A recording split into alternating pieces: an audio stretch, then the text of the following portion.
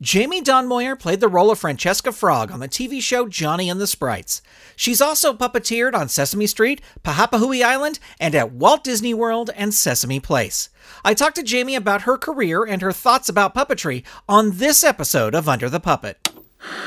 You're listening to Saturday Morning Media. And now, back to our show.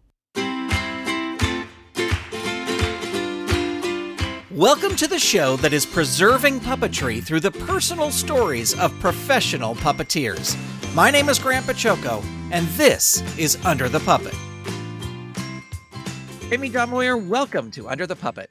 Thank you so much for having me. I'm really excited to be here.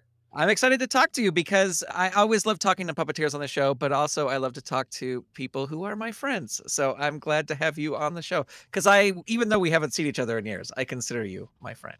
Same here. Excellent. Well, I'm going to start like I always do. Do you remember your first exposure to puppetry, the first time you saw puppets? Yes, I was an 80s kid. So, of course, there was all the television things. There was Sesame Street and Mr. Rogers. And there was a sort of tri-state area show called Paula and Carol's Magic Garden, which had a bunch of puppets on it. The Great Space Coaster, all these different ones that had puppets on them. I'm trying to think of all the other ones, but there were Fraggle Rock came out when I was a kid. The Muppet Show was really popular in the 80s. So those were all the times I saw puppets, but I actually had like a cardboard puppet theater when I was a little kid that my parents had gotten, and it had a little Ernie puppet. And I had some of those puppets that are not traditional, but typical. The squeaky monkey or this fuzzy red-haired thing with striped shirt, and puppets I would see a lot. So we had this puppet theater at our house, and we would basically just do a bunch of hitting each other with the puppets at that time. But yeah, that was a lot of television was my first exposure. And was it pretty early on that you thought, oh, I want to do this? I want to be a puppeteer? I would consider myself a puppet kid. When I was 11, I was obsessed with Sesame Street far beyond the age range. And I loved Mr. Rogers. But what I wanted to do, I loved doing voices, like funny voices. Like my relatives would come over and a lot of them were from New York.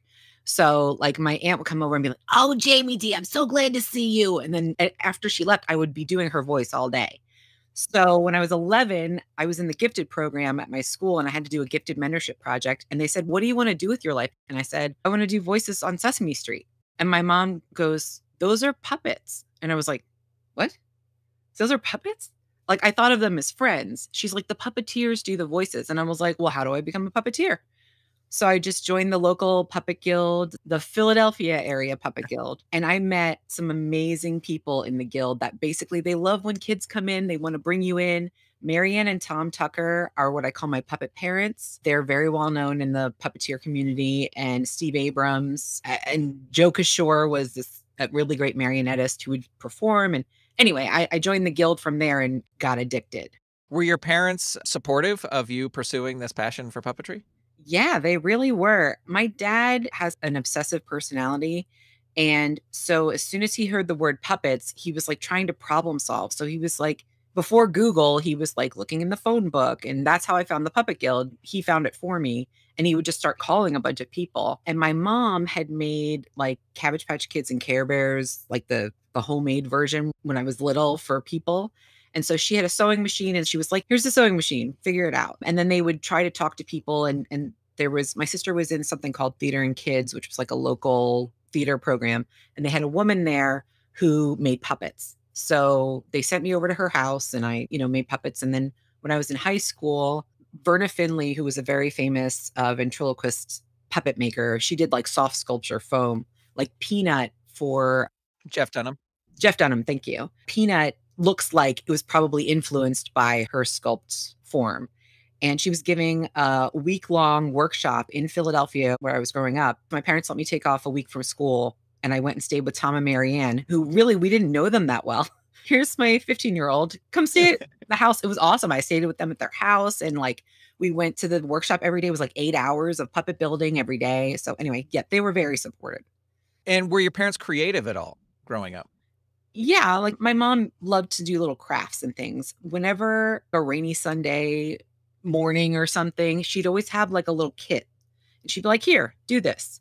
So I would do like latch hook and stuff, and she would teach me how to do some things. And my dad his dream was really to be a sports broadcaster. He'd done that in college.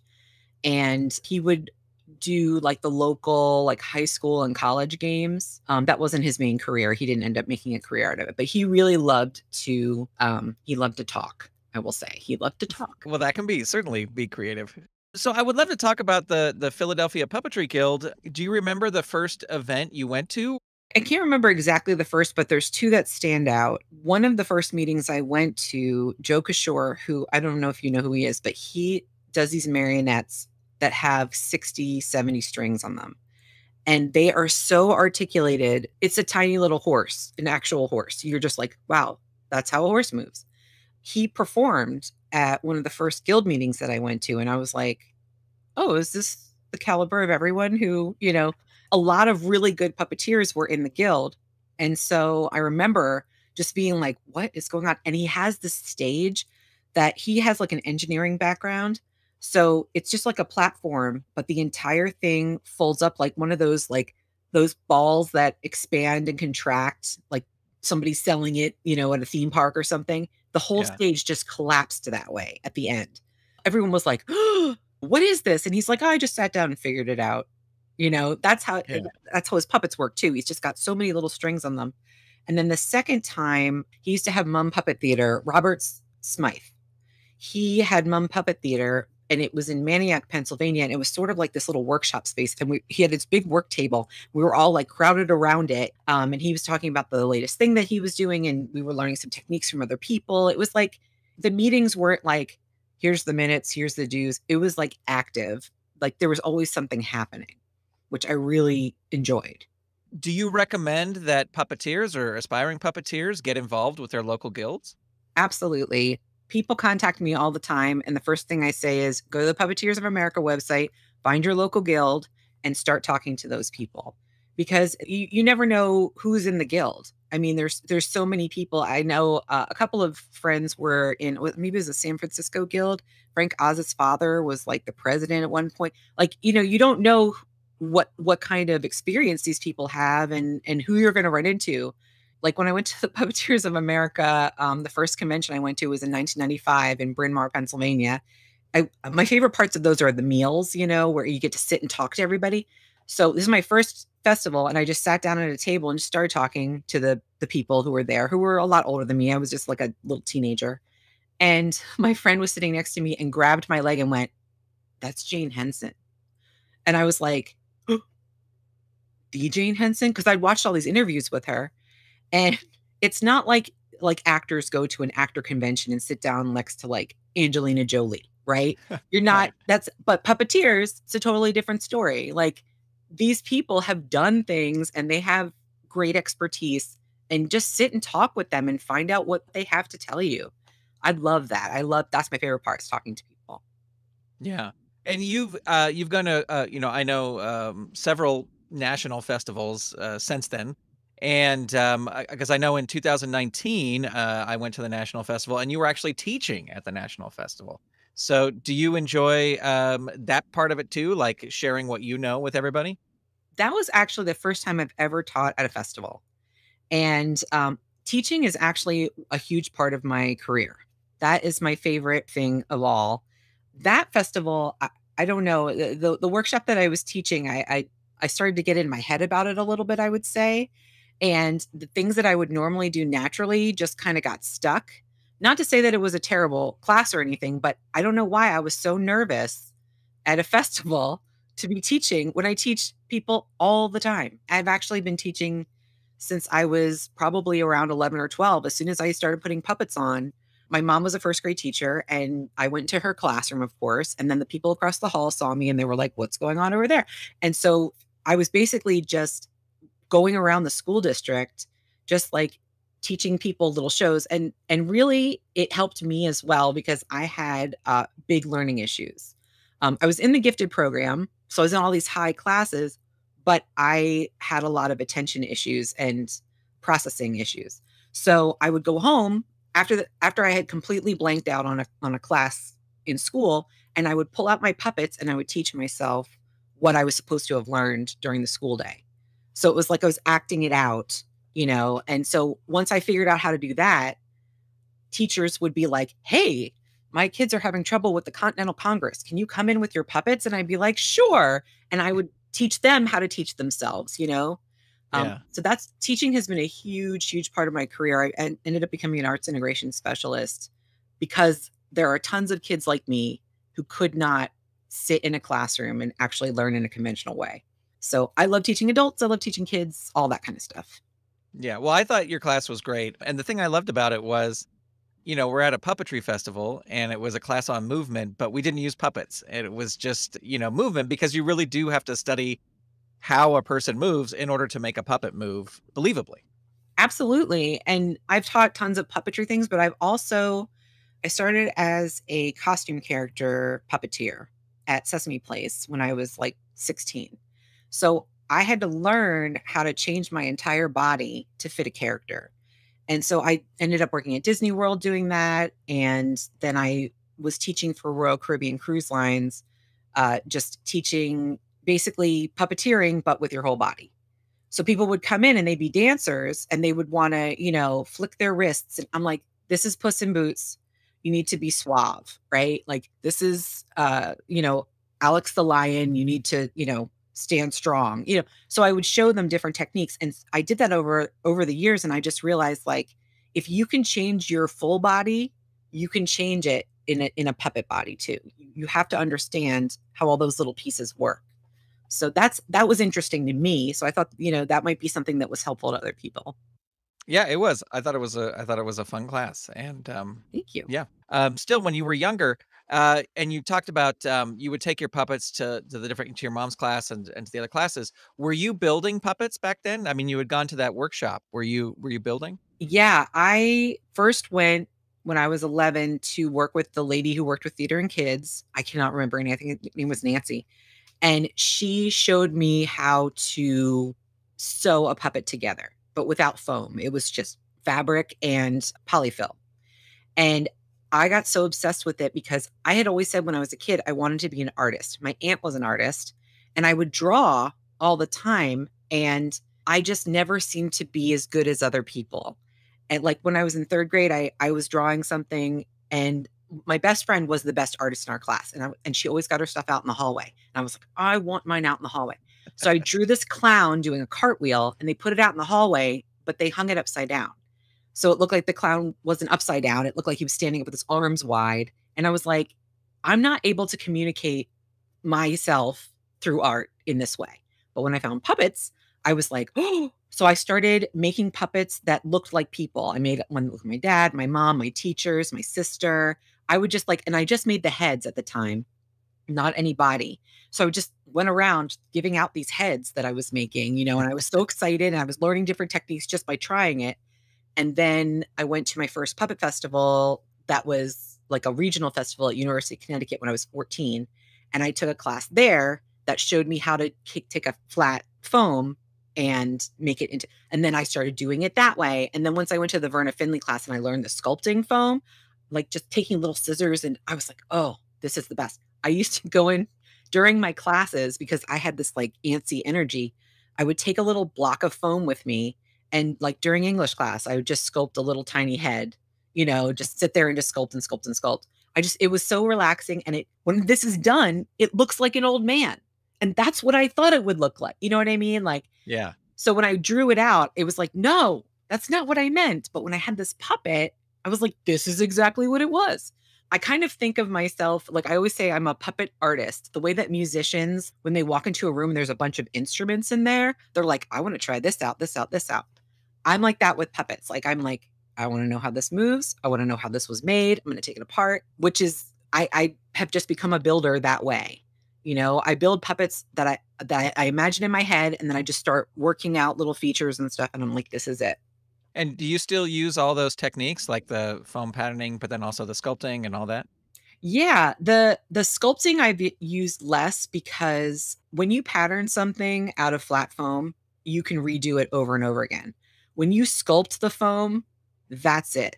Like, unless you're going to try to make a mold out of it, which I don't even know how you would do that with like spongy foam, but that's the only one of that character that you're going to be able to make. You can make the cheeks. And when you take something that's flat and then you make it three-dimensional by putting darts in it and, cutting it and gluing it together, I can recreate that 100 times. But making cheeks that are just like, snipped away, that's it. But you also have to glue the fabric to the foam in that case. You have to have the right fabric to accentuate those areas. And if you glue fabric to foam and you want to repair that thing, it is not good. It's very difficult to do. Yeah. So I prefer the sculpting, but in my career, it hasn't really been the best idea. I'm just imagining the janitor coming in after the English class at night and finding a pile of sculpted foam shreds on the floor. My mom used to make me sit in a box in my house, in a cardboard box. It was like a refrigerator box. And I would keep a set of clothes outside the box, and I would wear like a sweatshirt, and it would stick to the sweatshirt. And then I would have to get changed in the box before I could walk through the house, because she would find foam everywhere. She's like, enough of this. Just sit in the box, sculpt your stuff, and then you can get out. I love it. But, some parents would say no sculpting. So she was at least supporting you there. I mean, we didn't have the cleanest house in the world, but she was just so tired of like the static cling of the, right. You went to a workshop with Kevin Clash when you were young, right? I did. When I think I was 16, and I went to New York because I had gotten into this workshop with Kevin Clash, and it was like in like a dance studio or something in New York City. And there were tons of people there, and they had what looked like old Fraggles for what you could use. And while I was there, in walked this person who was just like a burst of energy. And I was like, who is this person? And she was like, oh, and she's like squeaking around and doing all this stuff. And she put her arm up over her head, and she's like, I want to work on the show where it's all about puppeteers and their arms are above their heads and blah, blah, blah, blah. And that was Leslie Carrara Rudolph. And I was like, who is this person? I was like, she is like a force of energy. And then I got cut from the workshop. So I didn't really I was not up to snuff at 16. I was working as Oscar the Grouch at Sesame Place, but I didn't really have monitor experience a ton of it. My best friend and I would sit in his basement, and he was basically like a taskmaster, and he would be like, okay, this is how you puppeteer and this is how you do this. So I knew a little bit, but didn't have enough practice to actually go and do it on what he needed me to do. And I heard actually Kevin Clash's interview, and I knew exactly what he was talking about when he's like, sometimes they just don't get it yet. And I did not get it yet. I didn't understand, but I got it later, which was good. Yeah. So the friend you were watching TV shows with and talking about puppetry, that was actually John Tartaglia, right? Yeah. So we were the same age, and we lived very close to each other, but we didn't go to the same school. And I had gotten really into puppetry, and Cheryl Henson had written a book called Muppets Make Puppets. And she was going around to different stores and doing autographs. So I was working at Roy Rogers at the time. And my parents showed up, and they're like, Cheryl Henson is at this bookstore. Let's go. And they had packed my puppets into a bag. And a couple months before that, they had seen an article in the paper about John Tartaglia, he was the youngest puppeteer on Sesame Street. I think he was like 14 or something. And they did an article that had been written about him. And so I kept this article, I had it. And my mom says on the way there, she's like, maybe John Tartaglia will be there. You can make a friend. And I was like, maybe. So I was waiting in line, and I went up to Cheryl Henson, and she gave me the names of, I think, Tim Williams and Ed Christie. She's like, when you get old enough, call these people. And I was like, awesome. And so she's like, just hang out and wait for me until after I sign these autographs, and I'll look a little more at your puppets. And I was like, awesome. So I was waiting, and then the crowd cleared, and then I was like about to walk up, and this guy walks right past me and steps on my foot, like laser focused, and goes right up to Cheryl. I looked up, and I was like, oh, it's John Tartaglia. And he gave me this look like, how do you know who I am? He was just like shocked. I mean, he was only 14. We were 14 years old. I mean, it wasn't like he was known that he hadn't been in Avenue Q or anything. So I was like, oh, I saw your article in the paper and everything. And so he gave me his phone number, and instantly we just became like the best of friends. We would sit in his basement and just like, we would watch The Puzzle Place was out then. And we would watch The Puzzle Place like athletes watch game film. It was like, oh, what are they doing? I love that voice. I love that movement. Like, we were obsessed. And we watched The Muppet Show, obviously, too. But like, that's what we would do. And then I would go out with him and do little shows. Usually it was like Gloria Estefan bass. And then he was the one who introduced me to Sesame Place because he had already started working there as Oscar. And then I kind of took over and he moved on to do like Cookie Monster and Bert. And those weren't puppets. Those, I mean, they were because they had the mechanism for moving the mouth. But like Oscar was a live hand, put your hand in it, put your hand in the mouth. It was fiberglass. It was heavy. It was awesome. I got to wear the trash can. People cheered when I came out. I loved it. But yeah, he's the one who introduced me to that, to Sesame Place and lots of other things in my life. Well, I want to talk about Sesame Place. I mean, you talked about this Oscar the Grouch puppet, and you've done, which I'm sure we'll get to too. You've done work at Walt Disney World and puppets and things like that. But what did you learn working in that style? Because you're watching stuff on TV, but then live performance and then performing live at a theme park, there's differences. Absolutely. You would wear the trash can and then you would put the lid down and have to crouch in there and hide the puppet, and your little furry legs would come out the bottom and you would walk, right? So I first had to learn how to walk in this trash can, and not fall off the stage because it was just a little like thrust stage, and I was always like choreographed near the edge of it. So, there was that kind of thing where I was like, okay, what are my boundaries here? And then the boundaries also came to the puppet itself. If you flip back, which you shouldn't do anyway, but if you flipped back, the weight of the puppet would take it all the way back. So I was like, okay, I have to drop my thumb, and I knew that already, but it really like the muscles in my hand just really got trained. And you also had to connect with the audience. You couldn't like a lot of times when people put on puppets for the first time, their hand goes wildly everywhere.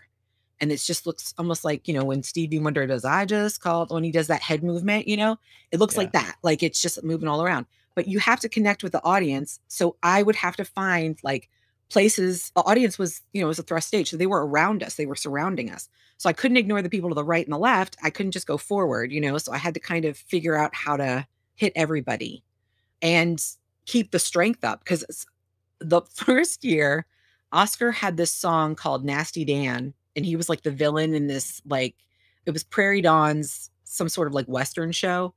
And he had this whole song and it was all these words. It was like, if you think a great big pile of trash is yucky. I'm like, this puppet is giant. How am I going to catch all those syllables? So I had to learn to drop syllables. There was no way to catch them all. And you shouldn't catch them all anyway. That's not how people talk. But that's what I learned. I really learned how to build up those muscles and drop syllables and capture an audience.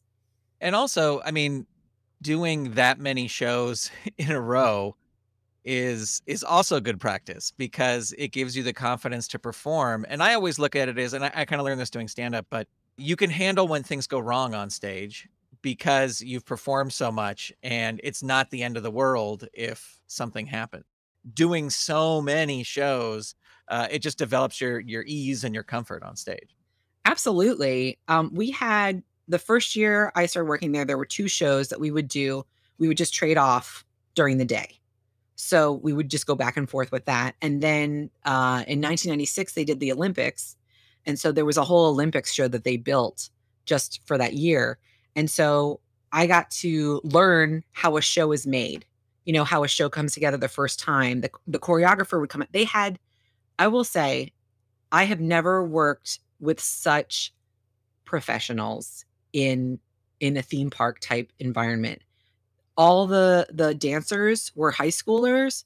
They were cheerleaders. They were professional dancers. I mean, they went on to be like Laker Girls and Sesame Street Live and all these like professional dance things. They were really good. And so I got to watch how they learned. And that was really interesting to me, how they moved. Some of them would still do the flaring of the hands for Ernie. And it would just be like, come on, just straighten your wrist, But for me, they would be like, you need to like get your hip in check. And, like we were able to kind of look at each other and go, oh, that's interesting. And this professional choreographer would come in and do all these moves and how they were changing costumes for the character. It was fascinating to be a part of that and to be able to do things over and over again. Absolutely. Like one show, Elmo kicked her foot off, flew into the audience and her father caught it and just brought it back and she just put it back on. Of course, she's a teenager, so she's in hysterics crying, but like you forget it. Like you said, like, oh yeah. Oh, I forgot about that. Yeah, I did do that, because you've done so many of them. Yeah. Well, I want to ask you about University of Connecticut because we're going to go there to study puppets, right? Yeah. So I sometimes fall into this pattern of what you should do in order to become something. And when I was a teenager, I was working as a puppeteer, but I was also like, how do I become a puppeteer? And the guild and the Puppeteers of America were really like, well, UConn has this great puppet arts program. And I had met Bart at the 90 Bart Rockaburton, the main professor. And in 95 at the Bryn Mawr Festival, and he had warned me, he's like, listen, when you come in as a freshman, you really can't do any puppet stuff until you're at least like a junior. And so you have to get all these credits. And I was like, okay, whatever. I'm glad I'll be part of the puppets. So as I said, I struggled in school and I didn't get diagnosed with anything until I was an adult, but I knew there was a problem. So when I got to college, I had to take all of these academics, and the only classes I could take that were even close to theater performing were sound and lighting. And those are fine, but all my creativity that I was using at home, I had this tiny little dorm room. I didn't have the room for the puppets, and I couldn't teach myself the stuff. So I ended up skipping classes and going down. They had a basement at the time where the puppet workshop was. And I would just skip class and go down in the basement, and like they were making Sleepy Hollow for the show. And I just went down there and I just got more and more miserable because I couldn't be actively performing. I couldn't do anything. I was up on a mountain, you know what I mean? It was like on a hill or whatever. And so I would go down there, and that's where I met my friend Ray, who was like has been one of my guiding lights in life along with puppets. And I think that's why I ended up going to UConn. Was I was supposed to meet Ray because it was like, ray of sunshine. I went down, I went to carve this leg, and I just started crying. And she goes, this place isn't for everyone. And I was like, oh, it's not for me. It's a great program. And I think they've changed whatever the issues were at that time about, but I never really got to experience the program. And I thought I was going to die. I was like, I cannot, I'm failing my classes. I'm never going to make it to be a junior. So I ended up leaving after one semester. And I had always had this regret, like, oh, I didn't do it and I didn't finish and like I should go back. And I talked to Bart like a couple of years ago, and he's like, what do you need it for? He's like, you've done it. Like, you have your career. Like, it's fine, And I was like, yeah, that's true. That's true. It just felt like something I should do. But sometimes you are in a place and you just realize it is not the right place. You're not the right place at that time. So I ended up leaving, and I went, I was supposed to initially move in with John in New York because he was already working on Sesame Street, and then that didn't work out. But I was able to stay with him enough to take a class from Ellen Rixford at the School of Visual Arts on puppet building. And she taught me how to make mechanisms. And that was interesting.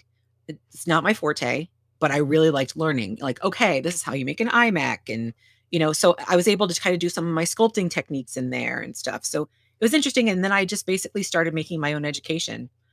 I had already been studying puppetry since I was 11, like really like, oh, how's that work? How to do And actually, when I worked at Sesame Place for the last year, I ended up actually after I left Connecticut, I went back, I was living at home, and I got a job back at Sesame Place. But I said, this time I want to be, it was considered a seamstress, but it was really the people who fixed all the puppets. And so I learned how to, like, I would spend a lot of time peeling off the bottoms of Ernie and Bert's shoes and resoling them and learning how to do that. I was like a cobbler. And then one day I was the only one there, and we had two big birds, and they're different than the big birds that are on Sesame Street. They have a mechanism in them as opposed to putting your live hand in the head. And one of the big birds broke. And I jumped up in one big bird, looked at it and went, oh, what's wrong with this? What's in this one that's not in the other one? And I found the piece. It was a little metal piece that had two holes in it. And I went to the tech shop and I said, can you make this piece? And, it had broken. And then I fixed it. And I was like, I'm a genius. I fixed Big Bird. But anyway, that's sort of my UConn. Like, it didn't work out, but I did other things to fill in that education. Like you said, it's like those moments come up in your life, and it's great that you're able to realize this is not for me, because sometimes we don't realize this is not for me and we stay at it for years and are miserable not doing that. So it's good that you recognize that.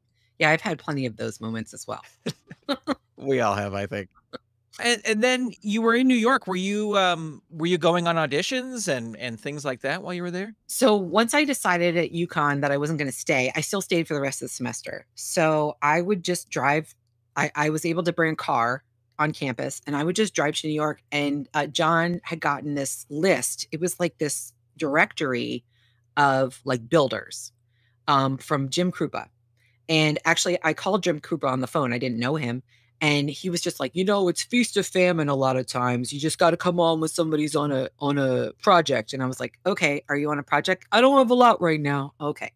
So then I ended up meeting this guy. His name was Randy Carfagno, I think his name was. And he had like the Philly Fanatic in his living room. And I was like, what was I doing? I was like 18 years old and just going to random people's houses in New York. Just whatever. But he built mascot characters and different things for commercials and stuff. And I was like, oh, that's interesting. He's like, yeah, I don't have anything right now. And then I went, the Lion King on Broadway was being built and Michael Curry had a workshop in New York City. So I went and met with him and he was showing me like how the scar, how it moves down off the top of the head and like above his head and then goes in front of his face. I was like, oh, this is so cool. And he's like, yeah, Julie Taymor's, she's really emphatic about how this has to be, just right and everything. And he said to me, I would have probably something for you to do in, I think, Portland, but I don't have anything for you in New York. And I was thinking, oh, well, I want to be in New York. And so it's Michael Curry who now designs all this stuff for Disney and, but I was thinking, oh, I just want to be in New York. No, thanks. It's about Portland, but it worked out. But yeah, so that was a really interesting thing. I just ended up going from place to place and I ended up in the Muppet Green Room at Sesame Street because I was meeting John or something like that. And I had my puppets in a bag and I was just like, okay. And the Puppeteers, I remember Carmen was there and Jim Martin was there and Noel McNeil was there.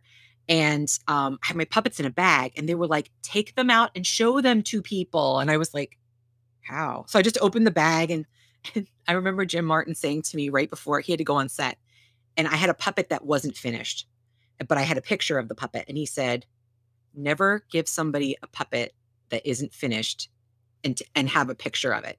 It shows that you haven't completed your task. And I was like, note taken, So I was like, all right, from now on, when I show somebody something, I'm going to show them a finished piece. So it was really interesting. I just kind of got to bump into all those people. And I'd actually been to the green room before because when I was 16 and I was playing Oscar, I had written to Carol Spinney and said, I'm Oscar, and he wrote me back. He was so sweet. And he sent me all these little like cartoon things he had drawn and stuff, Jamie the Grouch and stuff. And then he invited me to the set and I got to go to the set and watch Elmo Saves Christmas. So I had been in that green room prior to that, very briefly. And it ended up being the green room for a show I would work on in the future as well. So it was really interesting. And from there, you went to Walt Disney World, right? So once again, Puppeteers of America, they have the Puppetry Journal, which actually now I'm the associate editor of. And I've written a bunch of articles for them. At the time, it was like my it's quarterly publication and I just waited for it. I would read it cover to cover. And so John had actually seen a thing about the Lion King at Magic Kingdom. It was the Legend of the Lion King and how they used puppeteers. And Jeff Conover had written the article. And so I just called Disney because I needed a job. And I was like, hey, I saw this article. Can I talk to Jeff Conover? And somehow I got connected with him. And he talked to me on the phone. He said, listen, we only do dance auditions. We don't even do puppeteer auditions. So you'd have to pass a dance audition. And I could pass a dance audition, but I had just done that at Sesame Place. I was like, I want to do puppets. I don't want to do costume characters right now. So he called me like 2 months later and he was like, we're having our very first puppet audition, but it was what they call an inside audition. So you already had to work at Disney to audition. So he invited me and he didn't ask how tall I was. And when I got there, you had to be 5'5" or taller for the show they were auditioning for. And I'm 5'2". So I went to get measured and they went 5'5". And I was like, 5'5"? I guess they felt bad that they had said, come down.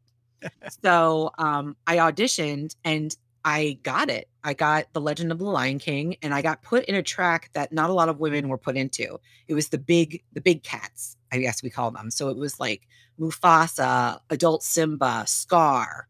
It was basically like there were some bicycle brake type handles, but there were these big metal handles that you would pull down to open the mouth.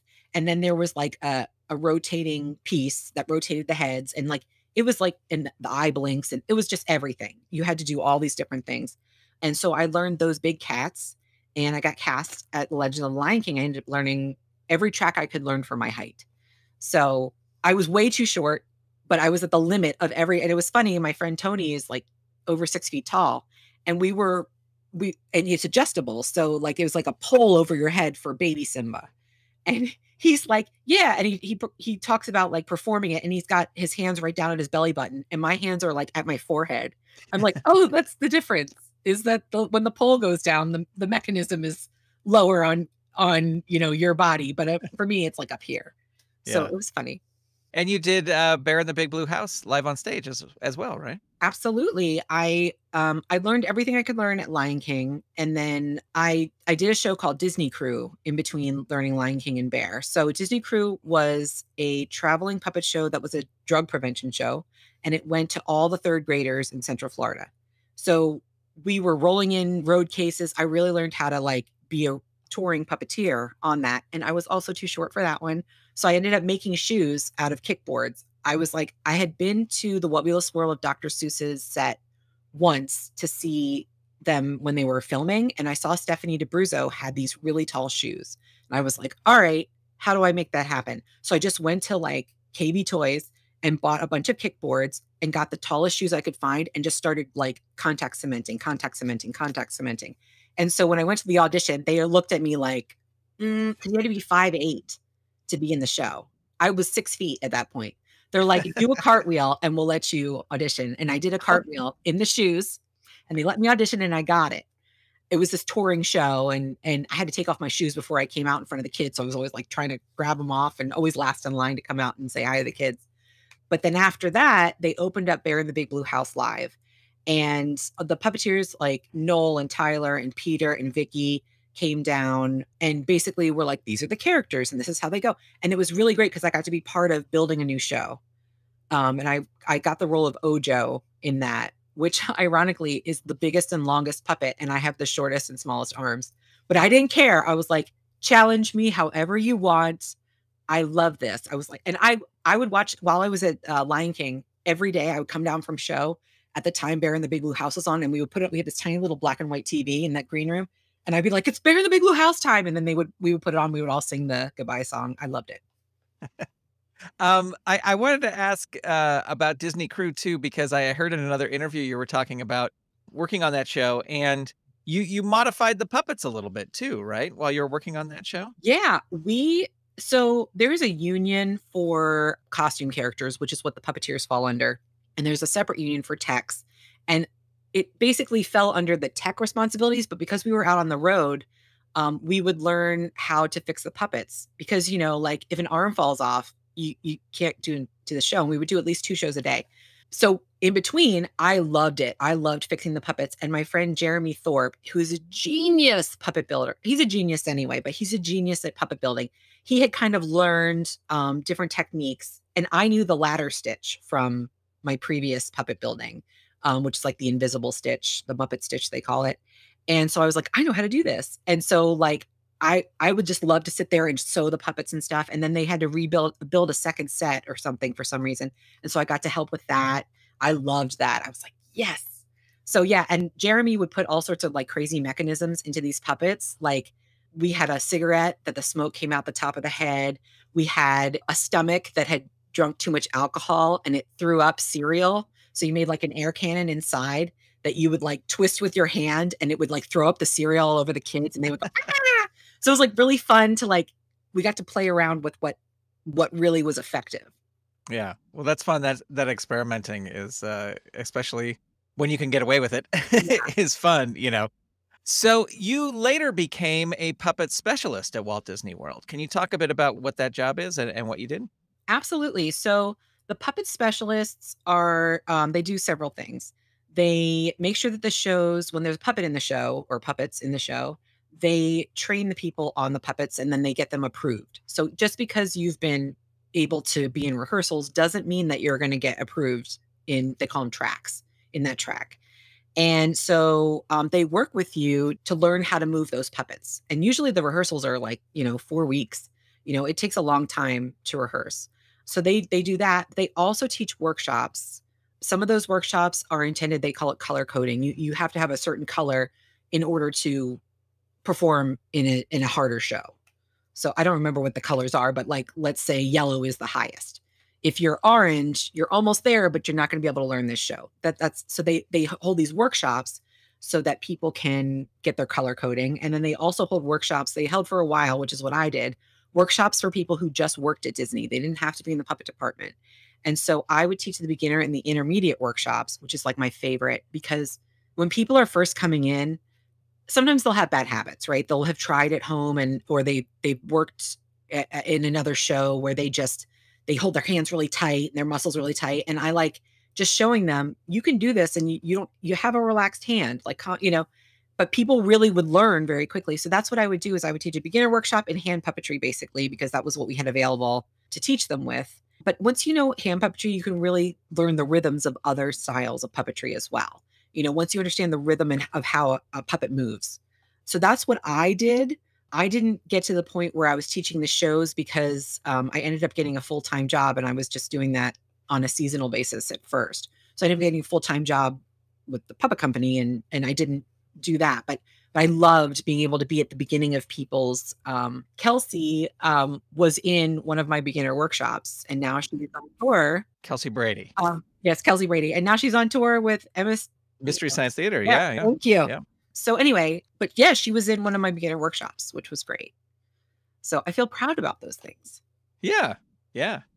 I also wanted to ask, and I hope I'm saying this correctly, but I had it perfectly in my head. Pahapahui Island? Yeah, that was fun. Pahapahui. That was exactly right. Okay. Yeah. A bunch of us from Disney were friends and puppeteers, and it was in Oklahoma. They were shooting, it was like a Christian-based show. It was beautiful. I mean, the set was just gorgeous. This I think his name was Jonathan. He's an artist, and he just designed everything, and the puppets were gorgeous. And I went out there as like a puppet assist and the puppet wrangler. So I would basically, anytime a puppet had to do a stunt, anytime it had to wear different clothes, anytime it needed a repair, that's what I was doing. And Jeremy Thorpe, who I was mentioning earlier, was one of the puppeteers on that. My friend Tracy, my friend Artie Esposito, and Dan Weisbrod and Kevin Freiberger. We were all out there doing this show. And it was just really fun. We would just like show up and I got to be so creative with that. I love puppet wrangling because you have to be innovative. You have to be really think on your feet and like, okay, we need to fly this puppet from this spot to this spot. And you're like, okay, I know how to rig that, So I learned a lot on that show. It was really, really fun. We had a couple of seasons of it, which was great. You would eventually wind up working on Sesame Street, right?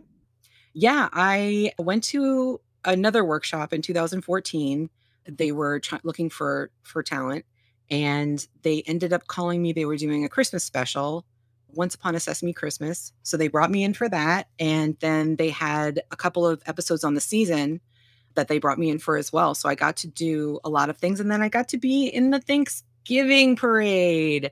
That was so exciting. The Macy's parade. I always wanted to do it. And I got to be Harry Monster for that. And I actually got to perform Abby Kadabi, not her voice, obviously, but just the puppet in a crowd scene as well, which is fun because Leslie and I are really tight. So yeah. That was really fun. I got to be a part of Sesame Street. It was my dream, and I did it. Yeah. Well, let me ask you this. What is your advice for somebody who gets their first shot like that, or, like their first time? And it's not just Sesame Street, it's going on a show, or they're going to do a puppet in a show. What advice do you have for somebody who is in that situation where it's their first time walking on a set? I would say observing is a really good thing to do. Observe how things are going, observe how people ask questions, and find somebody that is good to ask these questions of. A lot of times that's the puppet lead, whoever the lead is on it, but sometimes that person's busy. And just, I would say, get to know the people. so that you feel comfortable asking them the kind of questions that you need to ask. You actually worked on a Sesame Street film. Oh, 2002. They came to Orlando. I had just gotten married. My husband and I were both puppeteers, and we got invited because they were filming something in Orlando. It was like a Sesame Street. They called it a 4D movie. And so I got to be a background character in sort of the opening sequence where Big Bird kind of walks on and stuff. I never ended up seeing the movie. They said it was going to be in China, and I don't know what they actually did with it, but it was awesome because Kevin Clash had to go do some voiceovers. So I was like, okay. So I just jumped in the van to where he was doing his voiceover and just like watched the voiceover session. Like I was like, what else can I learn? You know, I was like in the Wrangler's faces, which like they're so lovely. I was like, how's that work? What are you doing? You know, like I was just like, oh. So that was my first time that I got to work on Sesame Street, and it was a set that was built in Orlando, so it wasn't the official at that time, but it was very exciting. It was so much fun hanging out in the green room with people. I was like, oh, there's Marty Robinson, and you know, like I was very excited. Yeah. Well, and to get to work with your husband too is Absolutely. fun. And all my friends, we had a list of friends that just came on the set and just performed because they needed all these background people. It was awesome. It was really awesome. Yeah. Yeah. That's the best. Those are the best times. I remember there was one day on Happy Time Murders, which whatever you think of that film, there was just one day filming where like it was almost every puppeteer in Southern California was there. And it was just so much fun to just hang out and get to do what you love with all your friends. Absolutely. My number one goal is always having fun. You know, like if I can be around with my friends or if I can make friends, if I can just have an enjoyable time, it's like the greatest thing. I'm like, why is everybody so serious? Let's have fun, you know? Right. But yeah. Well, I got to ask you about, of course, Johnny and the Sprites. How did the opportunity to work on that? Was it a John Tartaglia connection that got It you out was there? a John Tartaglia connection. I had sent in an audition tape. I was pregnant in 2005, and they had filmed the first season sort of in that time. I was asked to come in on the first season. They had a big day about fuzzies. And so I was like all these extra fuzzies. So I came in and did that.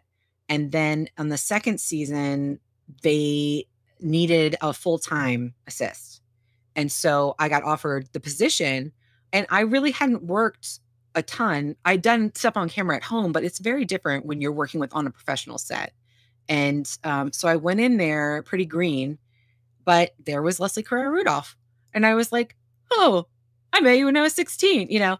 And then Tim Lagasse, who I knew because I had back in 2005 as well, while I was pregnant with my daughter, I just did everything. I had started the Orlando Puppet Festival with Heather Henson in Orlando, and we had brought Tim Lagasse and you know, I'd seen him at different things. But it was just like, and Carmen, like I knew Carmen because she was in Puzzle Place and she was Rosita. And, you know, anyway, I came in and I was just very self-conscious. I was just like, oh my gosh, what am I going to do? And everyone was just really having a good time. So it was nice. It was nice to just go in, and I got to learn a lot because Jim Krupa's, all of his mechanisms were on there, you know, and I got to learn how to use all these little puppet things. And that was great. Like that was where Leslie and I really became really good friends because, you know, she's sort of like a walking show. Has like fairy stones in her pocket that she just like hands to people, and, you know, little hamsters and stuff. So I was just like fascinated by her. I was just like, would watch her. And she was hilarious with Ginger. Like in between the scenes, Ginger would always suck on her arm, and they'd be like, oh, Ginger's upset. She's sucking on her arm, you know? And there was like one night we were filming. It was like till 2 a.m. we were filming. And so, you know, when Leslie knows that she's done something funny, she just makes it funnier. And so Ginger was supposed to be pretending she was Johnny's mom, and she's just like, today, our little boy Johnny. She just kept changing the way she said words. And I thought I was going to throw up from laughing. I was laughing so hard. We were all cracking up. So yeah, it was really fun to be a part of that. And I also gained a lot of confidence from working on that show because I was thrown into a lot of situations. I ended up, they gave me a character, which I was like, oh. And they told me the night before, they're like, you're going to be the frog tomorrow. I was like, cool. So all night I was practicing ribbit, like different ribbit takes. And it was in the script, but there was no lines for the character. It was just like, Francesca says something, you know? And I was like, okay, so we're about to film it. I have the puppet on my hand, and then the head writer comes up and he's like, this is a tree frog, so it doesn't say ribbit. How would you pronounce Yuhreep? And I went, Yureep? And he goes, perfect. I was like, that was not perfect. So Leslie was under the set, and I was like, Leslie, I need help. I need to figure out this character. We're filming like 30 seconds. And she's like, okay, what does tree frog sound like? She's like, and then so we just kept playing with voices until they were like shooting. And then like something came out of my mouth, and I was like, all right, well, that's how she sounds now, you know? But it was like, oh, and then they started writing for the character. So, but they wouldn't write the character's lines. It would just be like, Francesca says something. And so I would have to like come up with like this whole dialogue, you know, or that how she was interacting with the different characters. So that was really fun and really scary. Someday, people still hoping for a spinoff. Francesca Frog, Oh my gosh. her own series. Yes, her own series. The script will just be blank. Yes, exactly. Just go. Just do whatever. Just go. I was like, that's a lot of trust you're putting into me. Just to do whatever I want, you know. That was exciting.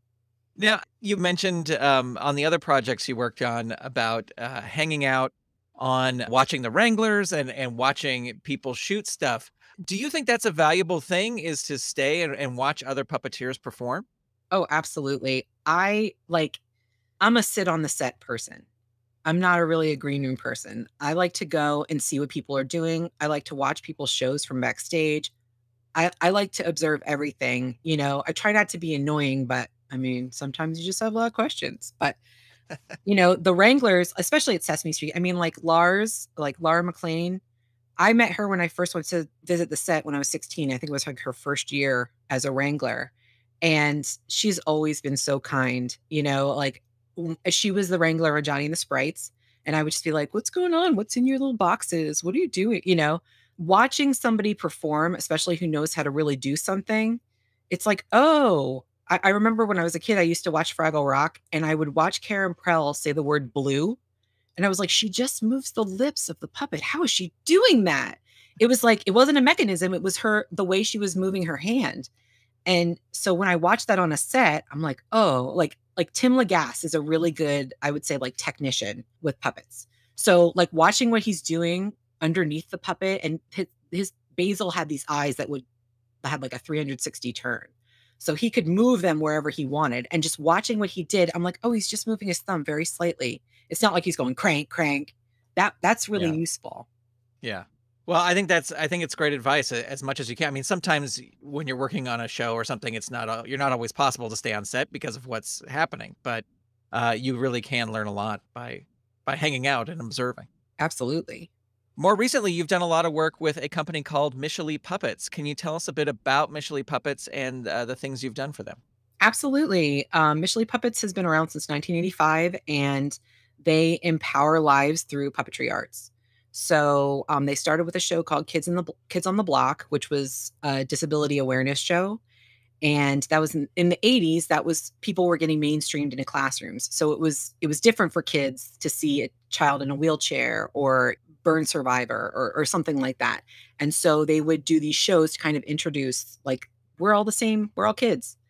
And then they ended up starting to do their own shows, but it was always issue-based. So they've done shows on sexual assault, they've done shows on bully prevention, domestic violence. And so it's not like they're, you know, doing Cinderella. You know, it's and if they do Cinderella, it's specifically for an issue that they're trying to solve. They started doing videos, and that's where I kind of came in a lot. I wrote a video series that they were doing with like the local hospital, and it was like a creation health series. So I wrote the scripts, and Leslie actually came down. John Kennedy came and performed, and I performed the other character. And so I did that at first, and then I did touring shows for them that go to the schools. And I think what's really important about the school shows is that when you're introducing an issue, it opens up a lot of emotions for the kids. And so it's really important to go out after the show into the audience with the puppets so the kids can talk to the puppets. And they really share a lot of personal information with the puppets. or they'll share it with their teachers after the show. So I wrote a show for Michelle called the Upstander League, which is a bully prevention show for 3rd through 5th graders. And it's a found object show. So it takes place on a janitor's cart. All the puppets are made out of like objects kind of strung together. And it has a shadow puppet element as well. So like the cart transforms into all these things. And at the end of the shows, so this was really surprising, what was happening the most were kids were coming up and admitting that they were bullies. Not that they were being bullied. I mean, yes, that happened, but we had the main character of the show. He used to be a bully and now he's reformed. And if you can stop a bully, like somebody from bullying, I mean, how many targets can they have? Like so many, but if you stop them from bullying, like that's a really big deal. That I find that very impactful and very important work to do, is like, just like when I was doing the little puppet shows in my house going, how do I learn this stuff? You're teaching the kids and they're learning skills. They're learning social and emotional skills that are so important. So yeah, Michelle does live shows. They do videos. They just did something with the Orlando Opera, which was a gorgeous piece, an original piece. And they did stuff like that. So they kind of do a little bit of everything. And I got to be the creative producer basically on that team. And I got to make a bunch of videos and pull in my friends so that they could play too. So that was fun. Excellent. Well, I think it's fun to show folks, 'cause I think, and I know I've said this on the podcast before, so I apologize for people who've listened to multiple episodes, but, I think sometimes we get into this thing where you have to be in New York and LA to do puppet stuff. And I know Orlando there's a little bit more entertainment. So there's theme parks and at least for a while they, at Disney, they were actually shooting shows there at Disney as well. But it's good to show that no matter where you are, you don't have to be in LA and New York. You can still do a lot of puppet stuff. Absolutely. I mean, Tracy Connor is still the executive director. She's the one who started the company in 1985. And, it's created a lot of opportunity for people. I mean, I didn't just work at Disney when I was in Orlando. There was a City of Orlando had a puppet troupe. I worked there for years, teaching workshops, doing shows, writing shows. There was Pinocchio's Marionette Theater had a location for a long time. I worked up on the bridge on that. I worked in the front office, all that kind of stuff. There's stuff around. And I would say the guilds are the best way to start and look for those things to see what's local. Cause you never know. Like I used to have a company that it was very short-lived with my friend Amy, and we called it Amjam Productions. And it was just to fill a need because no one was doing preschool shows. And so all these parents wanted birthday party shows. And I was like, all right, I'll fill a need. It ended up being a lot of 1-year-old birthday parties, which is basically drunk parents while you try to perform a show. But yeah, you can find it, and you can also start your own thing. Yeah. It's like start something, make some mistakes, figure out how to do it, and then talk to people. I love it. I love it. As we wrap up here, I always like to ask Jamie, what has been the highlight of your puppetry career so far? I know you asked this question, so I had all these ideas because I've been in so many capacities, really as a teaching artist and as a writer and a producer and all these things. I have a couple of different things, but I'll be quick.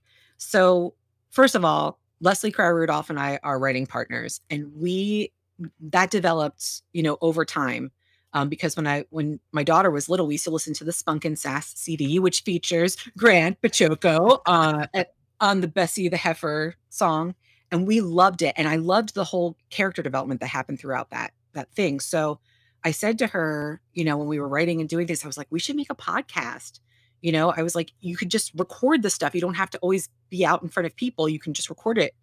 So anyway, we started writing together for the podcast. And then she started doing the live shows with Laurie Beachman. And I co-write those shows with her. And my mom said, well, what parts did you write? And I'm like, I don't really know, because we just get on the phone and we start working it out. Right. So right before the pandemic, like February 2020, Leslie did a show and I went up, and in the audience was Louise Gold, who I had idolized from the Muppet Show. And I love her singing voice, and I was like, oh my gosh, that's Louise Gold. So I introduced myself at the beginning of the show. I was like, hi. And I'm Jamie. I'm, whatever. And I'm a big fan.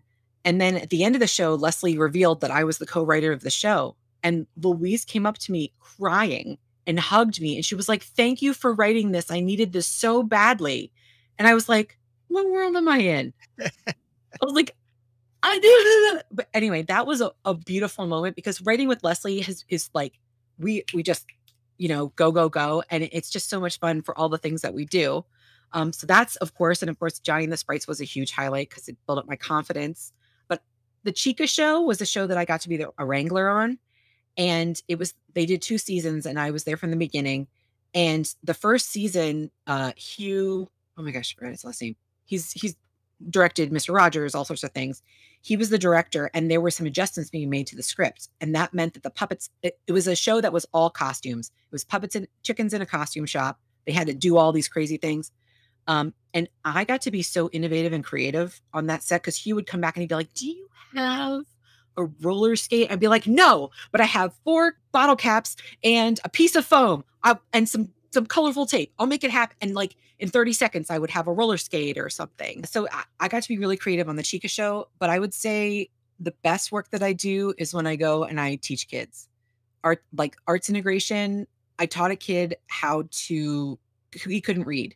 And I taught him how to read in the voice of Darth Vader. And I had my puppet teach him. So my puppet was like, all right, we're going to learn how to read this. Okay, now put on your best Darth Vader voice. And he went to the top reading group in 1 week just because it changed his way of thinking. So that's the kind of stuff that I really love is like impacting. So yeah, those are my highlights. I love it. I love it. Jamie, thank you so much for taking the time to be on the show. Absolutely. Thanks for having me. I'm such a fan. Thank you. Thanks to Jamie Donmoyer for being my guest on this episode. For links to some of the things we discussed, check out the show notes for this episode number 70, over at underthepuppet.com. And if you'd like to hear even more of my talk with Jamie, download the free Under the Puppet app for iOS and Android and click the gift icon in the listing for this episode. Now it's time to announce the winner of episode 69's giveaway for a signed copy of the book, A Century of California Puppetry, How the West Was Strung, and some unfinished marionette pieces courtesy of Kevin Menegas and Fratello Marionettes. The question was, what country did Kevin Menegas tour to on his first job working cruises with Tony Urbano? And the answer was Australia. And the winner is Sandy Weber. Congratulations, Sandy. Your Fratello Marionettes prize package is on the way. This episode, we're giving away a brand new copy of the book Figures in the Fourth Dimension by Ellen S. Rixford. This is a must-have puppet building reference guide that delves deep into mechanical movements for puppets. Want to know how to make an eye mechanism? This is the book for you. To be entered to win this copy of Figures in the Fourth Dimension by Ellen S. Rixford, all you have to do is answer this question from the episode you just heard. At whose book signing did Jamie Donmoyer meet John Tartaglia for the first time? When you find the answer, send it in an email to underthepuppet@gmail.com with the subject line giveaway, and you'll be entered to win. All entries for this giveaway must be received by April 15th, 2022. The winner will be chosen at random from all correct entries and be announced on the May 2022 episode of the show. 1 entry per household. Good luck. Well, that's going to do it for this episode of Under the Puppet. I want to send a special thank you out to all the Saturday Morning Media Patreon patrons who help make this show possible. Patreon patrons at the producer level and above who get a special shout out are Vicky Sebring, David Akers, Tony Urbano, Kathy Crawford, Eve Cunning, and Dorothy Pachoco. To become a patron, visit patreon.com/Saturday Morning Media. If you have questions, suggestions, or feedback about the show, call our voicemail line at 818-806-9604. Or click the Call the Show button in the free Under the Puppet app for iOS and Android. You can also send your feedback via email to underthepuppet@gmail.com, or you can connect with the show on Instagram or Twitter by searching for Under the Puppet. And don't forget to tell a friend about the show. Thank you so much for listening. This episode of Under the Puppet was edited by Steven Staver and featured music by Dan Ring. Help spread the word about the show by sharing your favorite Under the Puppet episode with a friend. Under the Puppet is copyright 2022 Saturday Morning Media, Grandpa Choco executive producer, all rights reserved. www.saturdaymorningmedia.com.